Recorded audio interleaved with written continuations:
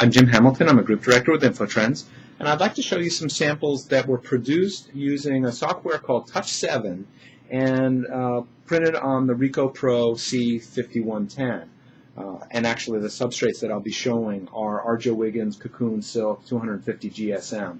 So what I find particularly interesting about this technique is you'll see in each of these samples a top and a bottom, and the top shows basically the unretouched image, and then when you look at the bottom, you'll see how the Touch7 software improves the image. And generally what it's trying to achieve is to bring out the brightness of a particular color.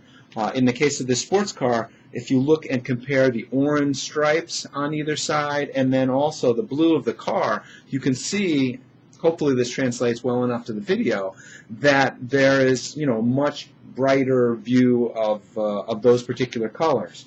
And the same kind of effect is done in a couple of different fashions. So here you see, particularly if you look at the red of the tomatoes and of that sauce, brightens up. And to achieve this, what they're doing is almost like what you would see in offset, where there is a plate added to give a hit of a certain color to brighten up a particular area.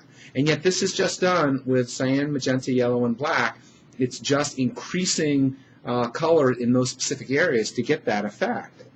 Here's a very interesting example where we see how blue and an orange are improved via that same method. And I think that if you saw these samples in person, you'd see a really quite a dramatic effect. Same kind of image here. The one that I saw first at drupa and the one that really impressed me was these two images. So on this side, we've got a redhead whose hair, again, very nicely reproduced image. But when you look at the version that has the Touch7 enhancement, it really pumps up that orange and gives it a really fantastic look. So I find this effect interesting. I'd love to see effects beyond 4-color, so where you take CMYK and you add a white or a spot color or a dimensional or a gloss or any of those kinds of things. Here's a case, though, where you take CMYK and kind of amp it up to get a very special effect from Touch7 and from the Ricoh C5110.